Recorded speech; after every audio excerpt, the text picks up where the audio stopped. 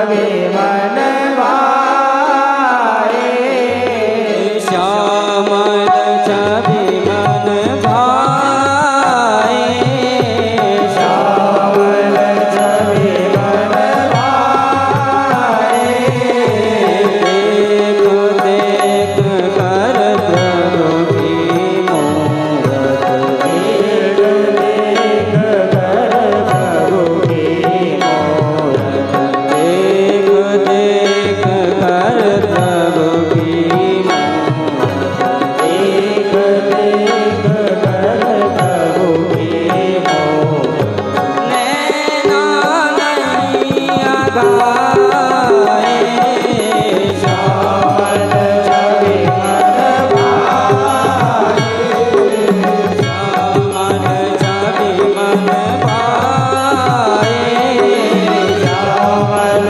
छवि मन भाए एक जरा सी झलक तुम्हारी एक जरा सी झलक तुम्हारी एक जरा सी झलक तुम्हारी एक जरा सी झलक तुम्हारी कोटि काम जब तुम पर बारी कोटि काम सब तुम पर भारी भूली नहीं समाए श्यामल छवि मन भाए श्यामल छवि मन भाए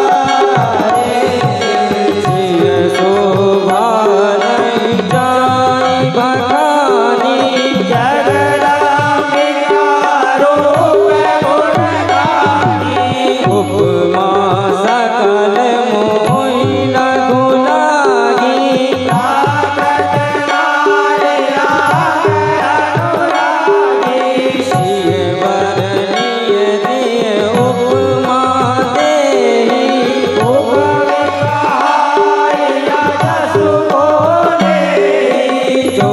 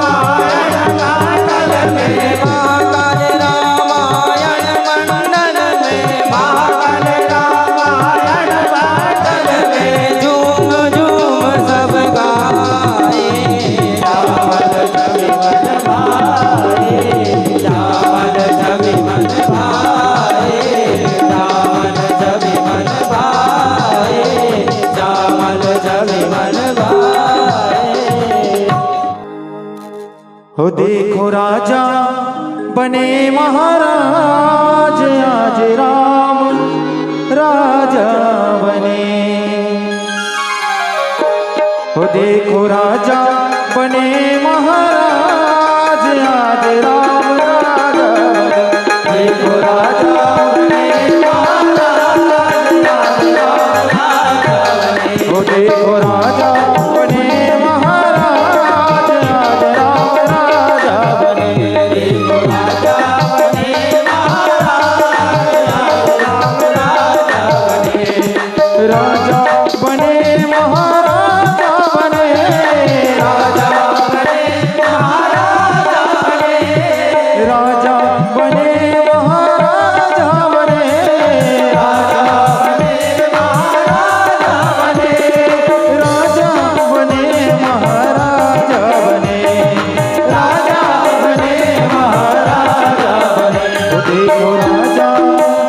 देखो राजा बने महाराज आज राजा बने। देखो राजा बने महाराज आज राम राजा बने।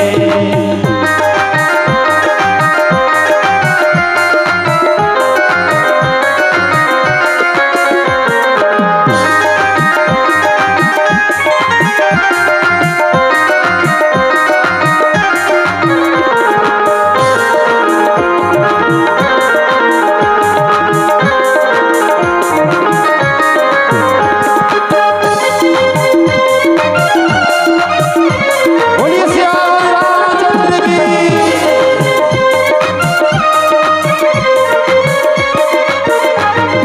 सोने सिंहासन पे बैठे हैं राम जी। सोने सिंहासन पे बैठे हैं राम जी। सोने सिंहासन पे बैठे हैं राम जी। सोने सिंहासन पे बैठे हैं राम जी। बैठे हैं राम जी।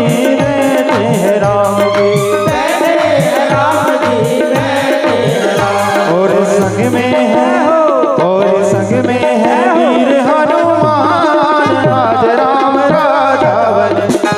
राजा बने महाराज आज राम राजा बने। ओ देखो राजा बने महाराज आज राम राजा बने। देखो राजा बने महाराज आज राम राजा बने।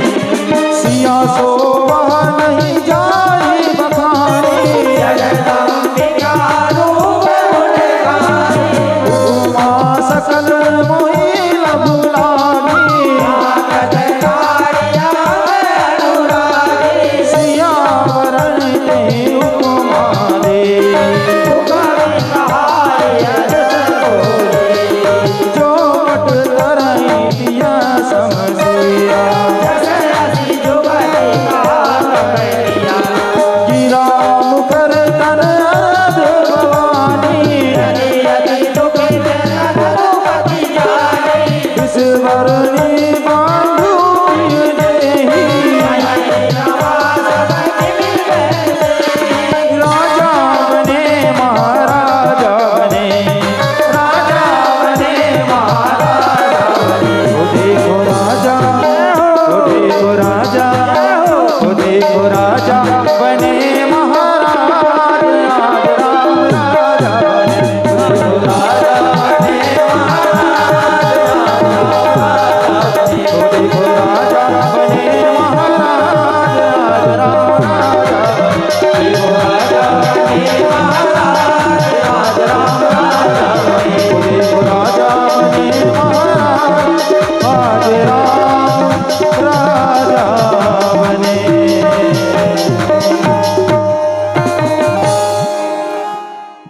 आदरणीय बंधुवर, बहुत ही सुंदर संपुट के माध्यम से हमने चौपाइयों का गायन किया और आज के प्रथम दोहे के भावार्थ को हम सभी के समक्ष रख रहे थे।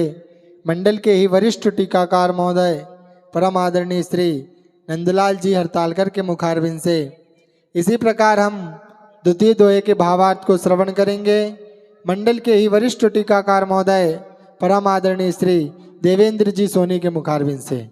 और मेरा सभी सदस्यों से निवेदन है कि कृपया करके शांति बनाए रखें और द्वितीय दोहे के भावार्थ को बड़े ही सुंदर वेदांतों से श्रवण करें। आदरणीय श्री चंचू कुशवाहा जी की ओर से 101 रुपए की दान राशि प्रभु श्री के पावन चरणों पर प्राप्त हुई। प्रभु श्री इनके भंडार सदा भरे रखें।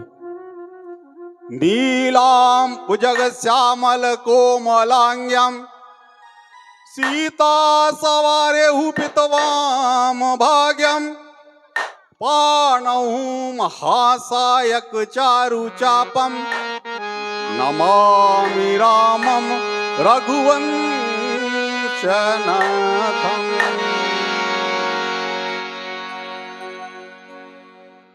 महाकाल बाबा के चरणों में, बड़ी माता मंदिर के चरणों में और यहां उपस्थित सभी देवी देवताओं के चरणों में मेरा नमन।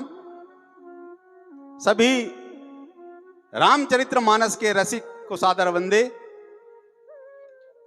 जैसा प्रथम दोहे में आपने आदरणीय हरतालकर जी से बड़ा अच्छा वृतांत यहां पर सुना, श्रवण किया।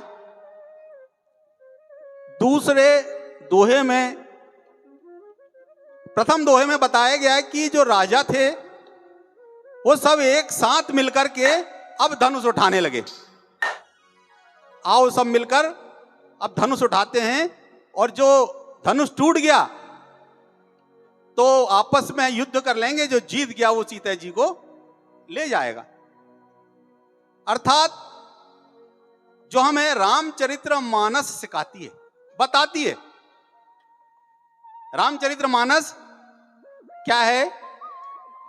राम कथा सुंदर करतारी, संशय विहग उड़ावनहारी। रामचरितमानस क्या है? रामचरितमानस हमारे मन में जो संशय है, जिस प्रकार की एक पक्षी वृक्ष पर बैठा है, राम कथा सुंदर करतारी, और उसे हम ताली बजाकर हैट करके भगा देते हैं, तो वही हमारी रामचरितमानस है। जितने भी हमारे मन में संशय हैं, उसे राम रूपी ताली बजाकर हम उसको दूर कर सकते हैं। अब संशय क्या है? देखिए, यदि आप श्रवण करता, श्रोता यदि बहुत अच्छा हो तो वक्ता भी बहुत अच्छा अपने आप हो जाता है। यदि आप श्रोता अच्छे नहीं होंगे तो वक्ता के मन में जो बातें आती हैं वो शायद नहीं आ पाएंगे, और उससे आप वंचित रह सकते हैं, क्योंकि हमें कम समय मिला है वैसे ही भी आज। तो संशय, वास्तव में संशय है क्या? जब हम हा और ना के बीच में यदि डोलते रहें, करूं अथवा ना करूं, ये संशय की स्थिति है। रामचरितमानस में संशय, समुद्र के किनारे सभी खड़े हैं बानर। अब अंगद ने कहा कि मैं जा तो सकता हूं, संशय मुझे फिरती वारा, कछु संशय फिर फिरती वारा। मुझे संशय है कि मैं वापस आ पाऊंगा कि नहीं, ये संशय। द्वापर में चलें, अर्जुन को भगवान कृष्ण के सामने संशय हो गया कि भगवान, ये मेरे दादा, ये मेरे चाचा, ये मेरे ताऊ, ये मेरे भाई, अब मेरे मन में यह संशय है कि मैंने मारूं कैसे, क्योंकि युद्ध तो भाइयों भाइयों के बीच में हो रहा है। तो ऐसे संशय को मिटाने के लिए ही रामचरितमानस तुलसीदास जी ने लिखा है। हमारे मन में भी कई प्रकार के संशय रहते, तो हम सारे संशय को दूर करके, हाँ और ना को दूर करके, हाँ हम इसको कर सकते हैं यदि हम इस प्रेरणा, इस धारणा से कोई भी काम करें कि मैं तो इसे कर सकता हूं। तो इसका मतलब आधी जीत तो उसी समय हो गई जब हमने ऐसा सोच लिया कि मैं तो यह कर सकता हूं। और यहां सारे राजा भी संशय में पड़े कि मैं तोड़ पाऊंगा कि नहीं, कर पाऊंगा कि नहीं, सब इकट्ठे हों, कैसा करें, संशय। तो संशय बिल्कुल ठीक है। एक छोटी सी लघु कथा है।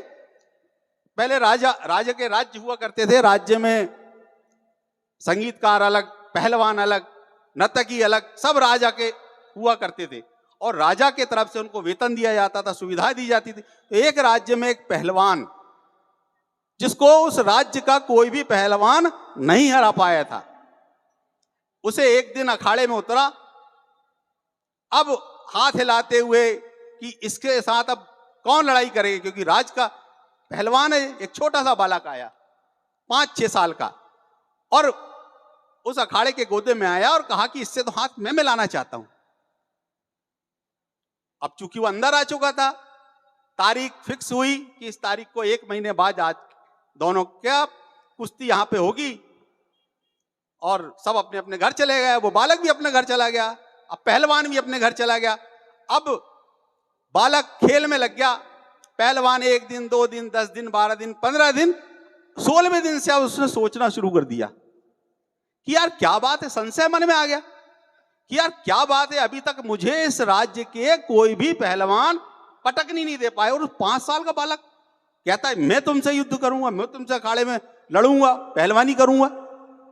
चलो ठीक है, कोई बात नहीं, फिर छोड़ दिया।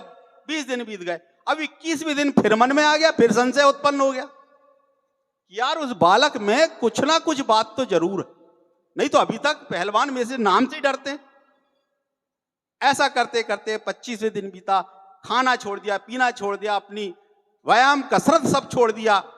धीरे धीरे 26, 27, 28वां दिन बीता, 29वां दिन बीता, 30वां दिन जिस दिन कुश्ती होना है उस दिन उसने अपना गला काट लिया और उसके सामने एक लिख दिया कि मैं उस बालक से परास्त हूं। पता नहीं उसमें कौन सी अजीब शक्ति है, जबकि यह बालक को तो पता ही नहीं कि मैं किससे युद्ध करूंगा, किससे युद्ध नहीं करूंगा। वो क्यों गया? संशय के कारण मन में दुविधा हो गई कि मैं ऐसा कर। ऐसी दुविधा हमारे मन में कभी भी नहीं होना चाहिए। यदि हम कोई भी कार्य करें, कोई भी कार्य, तो सबसे पहले यह कर लें कि मैं तो इसे जीत कर ही रहूंगा। यदि वे राजा ऐसा सोच ले तो शायद विजयी हो जाते, क्योंकि संशय जब हो जाता है तो हमारी आधी ताकत अपने आप खत्म हो जाती है। तो ऐसा वृतांत आज के दूसरे दोहे में है। सीता जी को जनक जी ने बुलवाया, उनकी जो चतुर सखियां थी, मैंने पिछले बार भी बताया था, चतुर का तात्पर्य होता है बुद्धिमानी। वे सखी सीता जी को लेकर उन्हें मंडप में आई जहां पर धनुष यज्ञ होना था। सिय शोभा नहीं जाई बखानी, सीता जी की शोभा का बखान तुलसीदास जी कहते हैं कि उसका वर्णन नहीं किया जा सकता। जगदम्बिका रूप गुण खानी, ये तो जगदम्बिका का रूप धारण किए हुए सीता जी उस मंडप में आई हैं। उपमा सकल मोहि लघु लागी, इस संसार में जितनी भी उपमाएं हैं मुझे लघु लागी। सीता जी की उपमा देने के लिए सारी उपमाएं मुझे छोटी लगने लगी है, इसलिए मैं कोई भी उपमा देने में समर्थ नहीं हूं। प्राकृत नारी अंग अनुरागी, और जो उपमा दी जाती है, जो तो प्राकृत नारी है, प्राकृत यानी होता है इस पृथ्वी पर जो पाई जाती, वो प्राकृत। जैसे यार इसका चेहरा तो चंद्रमा जैसे सुंदर है, चंद्रमा भी प्राकृत। दांत अनार के दाने के समान है, इसकी नाक तोते के नाक जैसी है। तो ये सब की तुलना प्राकृत है, हम इन्हें प्राकृत दे सकते, मगर सीता जी की तुलना इनसे नहीं दी जा सकती, ऐसा तुलसीदास जी कहते हैं। सिया बर नहीं तई उपमा देई, यदि जो सीता जी की इस समय उपमा देगा, सीता जी की सुंदरता की जो भी कभी इस समय उपमा देगा, कुकवि कहाय, वह कुकवि कहलाएगा। कहीं अजस को ले, और कौन अजसु लेगा, क्योंकि उपमा का बखान तो बिल्कुल नहीं किया जा सकता। जो पट तरिय समसिया, इस संसार में जितनी भी स्त्रियां हैं, जग ऐसी जुबती कहां कमनिया, इस संसार में ऐसी कोई भी स्त्री नहीं है जिनकी तुलना, जिनकी उपमा हम सीता जी से कर सके, ऐसा तुलसीदास जी कहते हैं। गिरा मुखर तन अरद भवानी, यदि मैं इनकी तुलना, इनकी उपमा सरस्वती जी से करता हूं तो सरस्वती जी ज्यादा बोलती है। गिरा मुखर तन अरद भवानी, और यदि भवानी से करता हूं, भवानी पार्वती जी से यदि मैं करता हूं तो वे अर्ध नारीश्वर है, क्योंकि उनका आधा रूप तो भगवान शंकर में समाया हुआ है। रति अति, यदि मैं इनकी तुलना कामदेव की पत्नी रति से करता हूं तो रति भी अपने पति के वियोग में आधी है, क्योंकि उनका पति सशरीर नहीं है। कभी समय मिलेगा तो अपन इस रति की कहानी, रति की कथा फिर बाद में श्रवण करेंगे। रति अति दुखित अतनु पति जानी, उनका पति अतनु है, तन रहित है। विषवारुणी, और यदि लक्ष्मी जी से इनकी तुलना करें तो लक्ष्मी जी समुद्र से उत्पन्न हुई है और समुद्र का जल खारा है, समुद्र से मदिरा उत्पन्न हुई है, तो ये दोनों इनके भाई हुए लक्ष्मी जी के। तो ऐसे से क्या तुलना करूं? बंधु प्रिय जेही कही रमा सम किमी बेदेही, क्या मैं उन रमा से बेदेही की तुलना कर सकता हूं? बिल्कुल नहीं कर सकता। ऐसा तुलसीदास जी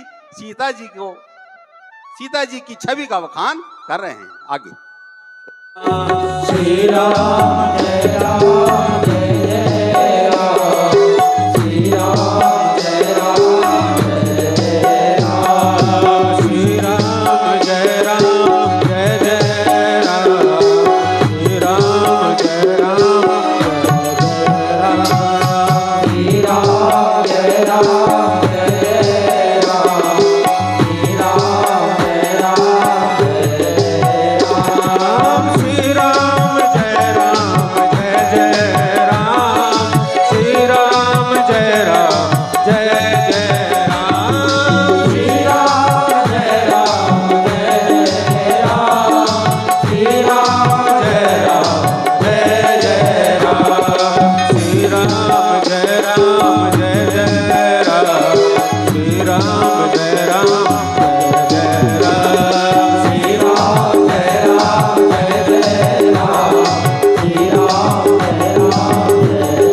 राम, दो अक्षर का प्यारा राम, श्री राम जय राम जय जय राम, दो अक्षर का प्यारा राम, श्री राम जय राम जय जय राम, कौशल्या के प्यारे राम, श्री राम जय राम जय जय राम, कौशल्या के प्यारे राम, श्री राम जय राम जय जय राम, श्री राम जय राम जय जय राम, श्री राम जय राम जय जय राम, श्री राम जय राम जय जय राम, श्री राम जय राम जय जय राम, श्री राम जय राम जय जय राम, श्री राम जय राम जय जय राम, श्री राम